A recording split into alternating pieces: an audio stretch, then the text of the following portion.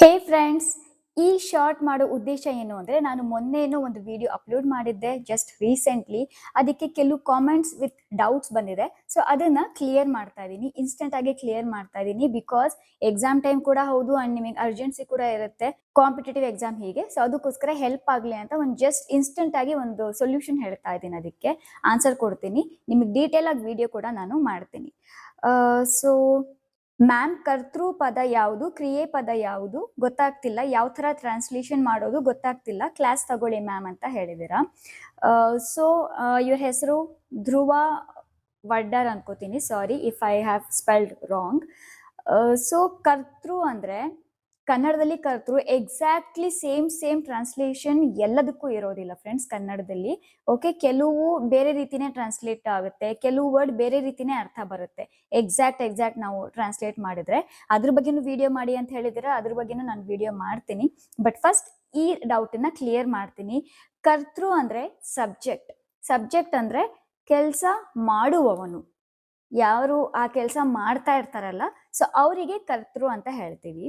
ಕ್ರಿಯೆ ಅಂದರೆ action, verb, ಇಂಗ್ಲಿಷ್ನಲ್ಲಿ ವರ್ಬ್. ಕ್ರಿಯೆ ಅಂದರೆ ಅಲ್ಲೇ ಮೀನಿಂಗ್ ಇದೆ ಅಲ್ವಾ, ಏನೋ ಕೆಲಸ ಮಾಡ್ತಿದ್ದಾರೆ ಅಂತ, ವರ್ಬ್.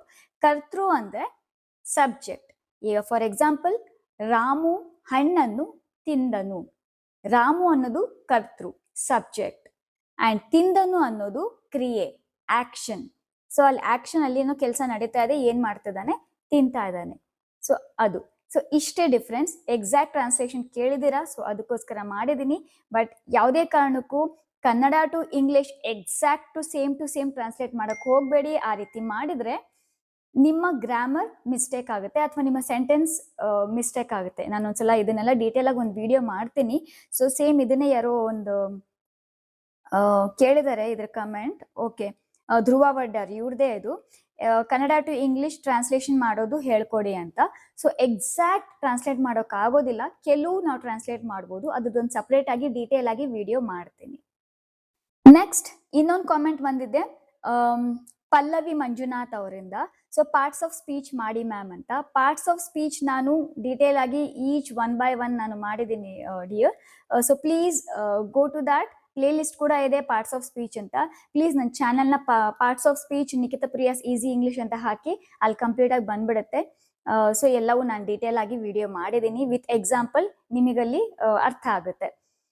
ನೆಕ್ಸ್ಟ್ ದೀಪಾ ಅನ್ನೋರು, ಮ್ಯಾಮ್ ಬೇಸಿಕ್ ಗ್ರಾಮರ್ ಸ್ಟಾರ್ಟ್ ಮಾಡಿ ಅಂತ ಹೇಳಿದ್ದೀರಾ. So definitely basic grammar start ಮಾಡ್ತೀನಿ.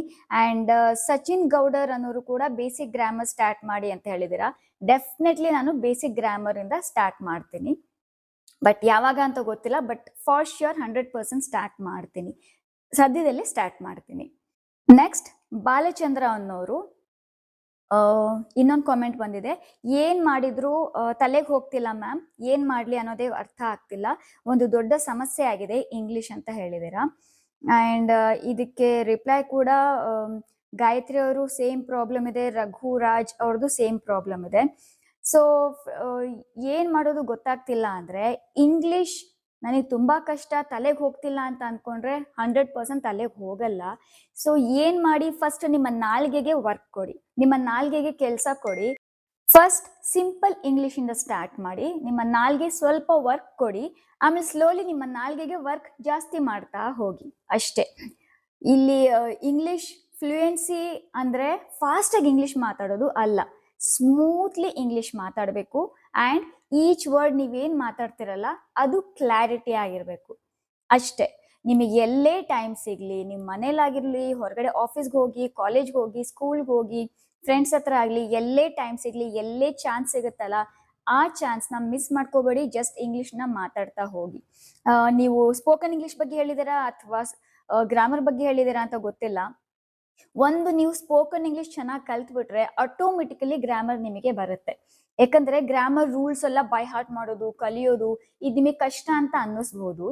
ಬಟ್ ಸ್ಪೋಕನ್ ಇಂಗ್ಲಿಷ್ ಒಂದ್ಸಲ ನೀವು ಮಾತಾಡೋದನ್ನ ಸ್ಟಾರ್ಟ್ ಮಾಡಿ, ನೆಕ್ಸ್ಟ್ ಅಲ್ಲಿ ನಿಮಗೆ ಒಂದು ಎಕ್ಸಾಮಲ್ಲೇ ಆಗಿರ್ಬೋದು, ಏನೇ ಆಗಿರ್ಬೋದು, ಅಲ್ಲಿ ಏನಾದರೂ ಒಂದು ಸೆಂಟೆನ್ಸ್ ಕೊಟ್ಟಾಗ ನೀವು ಅದನ್ನಾಗಲೇ ಮಾತಾಡಿರ್ತೀರ ಬೇರೆಯವ್ರ ಜೊತೆಲಿ, ಅಥವಾ ನಿಮ್ಮ ಲೈಫ್ ರೆಗ್ಯುಲರ್ ರೂಟೀನಲ್ಲಿ ಅದನ್ನ ಸ್ಟಾರ್ಟ್ ಮಾಡ್ಕೊಂಡು ಬಂದಿರ್ತೀರ. ಸೊ ಸೇಮ್ ಇಲ್ಲಿ ಬಂದಾಗ no need of following any rules. Grammar rules ನಿಮಗೆ ಅದು ಬಂದ್ರೆ ಇದು ಬರುತ್ತಾ, ಇದು ಬಂದ್ರೆ ಅದು ಬರುತ್ತಾ, ಸಬ್ಜೆಕ್ಟ್ ಬಂದ್ರೆ ಹೀಗಾಗುತ್ತಾ ಅಂತ ನಿಮಗೆ ಈ ರೀತಿ ಕ್ಯಾಲ್ಕುಲೇಷನ್ ಮಾಡೋ ಅಂತ ಅವಶ್ಯಕತೆ ಕೂಡ ಇರೋದಿಲ್ಲ. ಆಟೋಮೆಟಿಕಲಿ ಅಲ್ಲಿ ಆನ್ಸರ್ ಬಂದ್ಬಿಡುತ್ತೆ ನಿಮಗೆ. ಸೊ ಫಸ್ಟ್ ಮಾತಾಡೋದನ್ನ ಅಭ್ಯಾಸ ಮಾಡ್ಕೊಳ್ಳಿ. ಸೊ ಸ್ಪೋಕನ್ ಇಂಗ್ಲಿಷ್ ತುಂಬಾ ತುಂಬಾ ತುಂಬಾ ಇಂಪಾರ್ಟೆಂಟ್. ನೀವೆಷ್ಟು ಚೆನ್ನಾಗಿ ಸ್ಪೋಕನ್ ಇಂಗ್ಲಿಷ್ ಕಲಿತೀರಲ್ಲ, ಅಷ್ಟು ಈಸಿಯಾಗಿ ನಿಮಗೆ ಗ್ರಾಮರ್ ಆಟೋಮೆಟಿಕಲಿ ಬಂದ್ಬಿಡುತ್ತೆ. ಸೊ ಇದನ್ನೆಲ್ಲ ಫಾಲೋ ಮಾಡಿ ಫ್ರೆಂಡ್ಸ್. ತಪ್ಪದೆ ಮಿಸ್ ಮಾಡದೆ ನಾನು ಹೇಳ್ತಾ ಇದ್ದೀನಿ, ಮಿಸ್ ಮಾಡದೆ ಫಾಲೋ ಮಾಡಿ. ಆಮೇಲೆ ನೋಡಿ ನಿಮ್ಮ ಇಂಗ್ಲಿಷ್ ಯಾವ ರೀತಿ ಇಂಪ್ರೂವ್ ಆಗುತ್ತೆ ಅಂತ.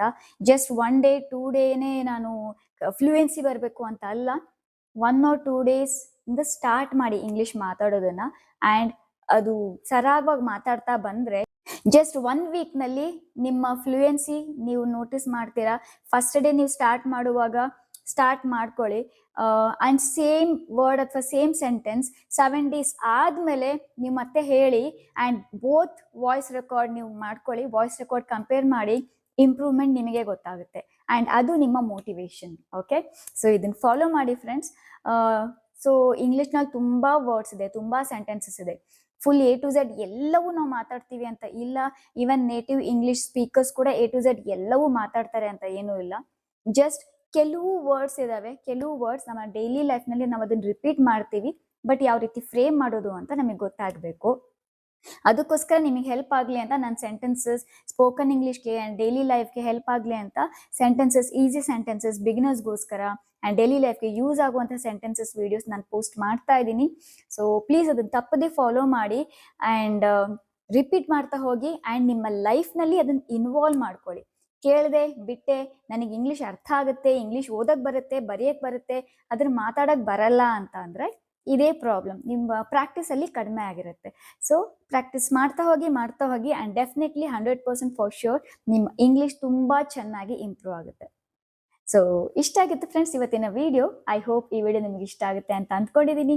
ಇಷ್ಟ ಆಗಿದ್ರೆ ಲೈಕ್ ಮಾಡಿ, ನನ್ನ ವಿಡಿಯೋನ ನಿಮ್ಮ ಫ್ಯಾಮಿಲಿ ಆ್ಯಂಡ್ ಫ್ರೆಂಡ್ಸ್ ಜೊತೆಲಿ ಶೇರ್ ಮಾಡಿ. ನನ್ನ ಚಾನಲ್ಗೆ ಹೊಸಬರಾಗಿದ್ರೆ ಪ್ಲೀಸ್ ಸಬ್ಸ್ಕ್ರೈಬ್ ಮಾಡಿ. ಪಕ್ಕದಲ್ಲಿ ಬೆಲ್ ಐಕಾನ್ ಕಾಣುತ್ತೆ, ಅದನ್ನು ಪ್ರೆಸ್ ಮಾಡಿ. ನಾನು ಹೊಸ ವಿಡಿಯೋಸ್ ಅಪ್ಲೋಡ್ ಮಾಡಿದಾಗೆಲ್ಲ ನಿಮಗೆ ನೋಟಿಫಿಕೇಶನ್ ಬರ್ತಾ ಇರುತ್ತೆ. ಮತ್ತೆ ನೆಕ್ಸ್ಟ್ ಇದೇ ರೀತಿಯ ಹೊಸ ವಿಡಿಯೋದೊಂದಿಗೆ ನಾನು ನಿಮಗೆ ಸಿಗ್ತೀನಿ. ಸೊ ಅಲ್ಲಿವರೆಗೂ please learn English, practice English and speak English confidently. So practice is very important. ಮತ್ತೆ ಸಿಗ್ತೀನಿ ಫ್ರೆಂಡ್ಸ್, ಬಾಯ್.